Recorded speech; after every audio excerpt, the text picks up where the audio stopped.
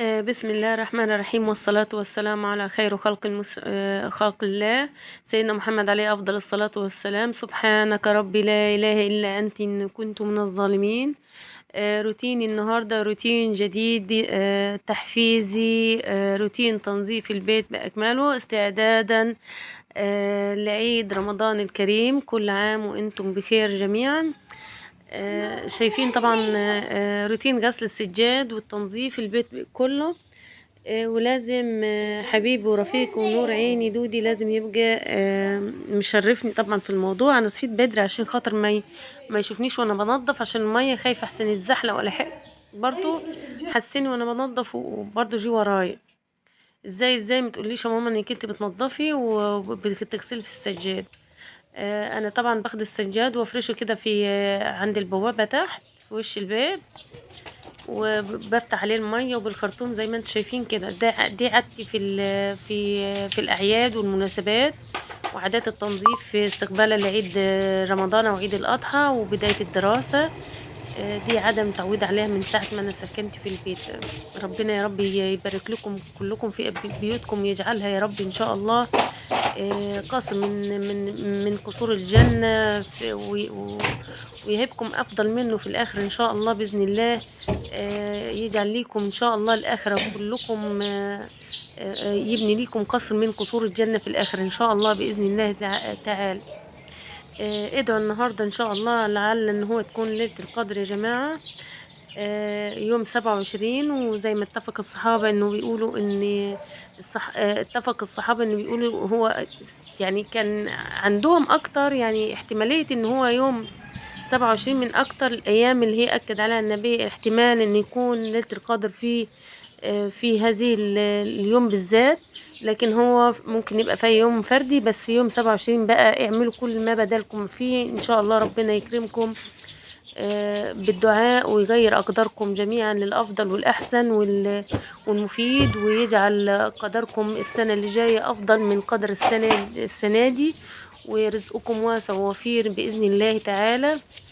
يكرمكم جميعا الخير والجنة والصحة والعافية والرزق الوفير والعلم الغزير، ويكرمكم انتوا واولادكم، يبارك فيكم في صحتكم ان شاء الله باذن الله تعالى. طبعا بعد ما خلصت روتين الغسيل وتنظيف البيت وتنظيف البيت كله، فانا طبعا عايزه اعمل بقى شويه غريبه للأولاد. انا عملت مقدارين يا ولاد، مقدارين غريبه، فدي كوبايتين من السمنه انا طلعهم من التلاجة. عملت يعني مقدارين، بمقدار ب4 2 1 4 دقيق، 2 سمن، 1 سكر بودرة. يا ريت تطحني السكر بودرة جامد، عشان انا هنا في الفيديو ده الخلاط بايظ عندي يعني، فطحنته بالكب فمنعمش للدرجة فمديها شوية بس. لكن الغريبة تحفة وطعمها وريحتها تحفة فعلا يعني. بس هو السكر يكون ظاهر شوية، مديه شوية زهران شوية. كانت المفروض ان انا اجيب سكر بودرة من بره، لكن ما جبتش، ما لقيتش حاجة سخنة الاولاد ما جبتش. دول كوبايتين من السمنة عليهم 4 كوبايتين، كوبايتين سمنة يبقى واحد. يعني دول مش مقدارين يا جماعة، دول مقدارين سوري. كوبايتين السمنة عليهم 4 كوبايات سمنة، دول مش كوبايتين بس، 4 كوبايات سمنة عليهم كوبايتين سكر بودرة وعليهم 8 كوبايات زيت. بس هقول لكم على فكرة حلوة قوي قوي، هتخلي معاكي الغريبة ناعمة جدا جدا ودايبة جدا جدا وتحفة معاكي. المقدار اللي انا هقول لكم او المكون اللي انا هقول لكم دلوقتي هو المكون اللي بيفرق معاكي، بيديكي غريبة ناعمة وابدا الغريبة ما تفرش منك وهتكون ناشفة جدا جدا ومش هتبوظ معاكي. بصوا يا جماعة، طبعا انا بحاول ان انا اضرب السكر بالسمنة لحد ما لونه يتغير، يديني بدل ما هو لون السمنة اصفر هيبقى اللون ابيض كريمي زي ما انتم شايفين كده. عشان تبقى ناجحة، ده السبب الأولاني لنجاح الغريبة. والخلط هنا يكون في السكر والسمنة فقط. لما تيجي تضيفي الدقيق خلي بالك كويس جدا، وخلي بالك من التكة دي، انك الدقيق تحاولي تضيفيه كله وتخلي حوالي 3/4 معالق من ال8 كوبايات. لو انت هتعملي مقدار واحد هيبقى 4 كوبايات. تخلي 3 4 معالق ما تضيفهمش عشان نوع الدقيق. بصوا يا جماعه المكون اللي انا ضفته لكم دلوقتي هو المكون اللي هيفرق معاكي جدا وهيخلي الغريبه ناعمه ودايبه جدا جدا وعاليه وما هياش مفروشه، اللي هو معلقتين من اللبن البودره. معلقتين اللبن البودره دول تحفه. حاولي انك انت تعجني الغريبه بطرف اصابعك، بلاش العجن اللي هو زي عجن العيش كده، عشان المخبوزات العيد يا جماعه مش عايزه عجن جامد عشان ما تبوظش معاكي. بصوا ادي الغريبه جميله جدا. وهنا قعدت انا طبعا الاولاد كانوا نايمين الصبح، وقعدت بقى ايه غسلت الصاجات وقعدت اسلى يعني اتسلى بيهم الناس، يعني ما اخدوش معايا حوالي ساعه والله، يعني اتسليت فيهم. يعني الصبح بدري ما بيبقاش في شغل، انا بحب اصحى بدري يعني متعوده على كده، اتسليت فيهم وخبزتهم. بص نشفت الصاجات طبعا، ما بدهنش الصاجات اي حاجه. المخبوزات بتاعت العيد ما بندهنش اي حاجه، هي كده عشان تبقى سمنه مش محتاجه نت كده. بص على فكره الغريبه ما خدتش انا شلت 4 معالق من ال8 كوبايات، ما خدتهمش، لاني بصي يعني بقى خلي بالك من الحته دي كويس. لازم المكون تشيل منه 4 معالق دقيق، احتاجتيهم حطيهم، مش احتاجتيهم ما تحطهمش. انا ما حطيتهمش.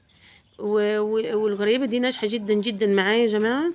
لو عندك كمان فرن سهلة التظبيط، انت تعملي الفرن على اقل درجة حرارة الغريبة على 140، على 140 يا دوبك كده، يعني دوبك دفيانة الفرن، وتبقى بسيطة خالص، وتخليها لحد ما لونها يبقى اصفر كده او ذهبي، وتطلعيها الغريبة تحفة.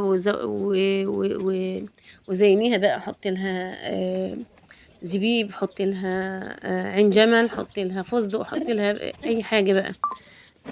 اتمنى ان الروتين التحفيزي ده يكون فعلا حفزكم انكم انتوا تقوموا تنظفوا وتقوموا تعملوا تخبزوا مخبوزات العيد وتجهزوا تجهيزات العيد. واتمنى ان نكون حفزتكم فعلا، ويكون روتين تحفيزي وروتين جديد. وده روتين النهارده، الروتين الجديد النهارده، اليوم الجديد اللي في شهر رمضان المبارك. روتين الست المصرية التعبانة الشقيانة في عز رمضان، ما بننامش ولا بنكل ولا بنمل. طبعا أهم حاجة الترتيبات والتنظيمات، ونفرح العيال. ربنا يعود علينا وعليكم بخير ويمن وبركات، كل عام وكل المسلمين بخير وسعادة وصحة. كمان بنعيد على أخواتنا المسيحيين كل عام وهم بخير التانيين. أتمنى أني كل التكات اللي قلتها لكم النهارده تكون عجبتكم في تجهيز غريبة العيد ومخبوزات العيد، وكون فعلا حفزتكم انكم انتوا تقوموا تجهزوا اي حاجة للاولاد. انا بس غسلت السجاد غسلت السجاد، لكن لسه بقى التنظيفات يمكن تمر ان شاء الله، وبكره اكمل بقى التنظيفات دي. وهوريكم الغريبة دلوقتي طلع شكلها ازاي. شكلها جميل جدا وتحفة وناجحة جدا جدا. انا ما بحبش اخبز المخبوزات كلها في يوم واحد، بتسلى. يعني النهارده عملت الغريبة، بكره ولا بعد ان شاء الله اعمل البيتفور واللانكشاير. يعني تسلية كده، كل يوم الاقي نفسي فاضية بتسلى في حاجة، وهي بتعدي. يعني اليوم طويل، يوم الصيف طويل. واتمنى ان كل الفيديو عجبكم. وادي الغريبة الناعمة الدايبة التحفة يا جماعة. الغريبة ريحتها تحفة فعلا يعني. هتعجبكم جدا جدا. بمقدار 4-2-1، 4 دقيق، 2 سمنة، و1 سكر بودرة ناعم. يا ريت السكر تحاول انك انت تنخليه عشان عشان يديكي النتيجة الناعمة. كل ما تنخليه وكل ما تنعمي السكر، كل ما هو ده اللي هيخلي الغريبة ناعمة. ما تنسوش اللايك والاشتراك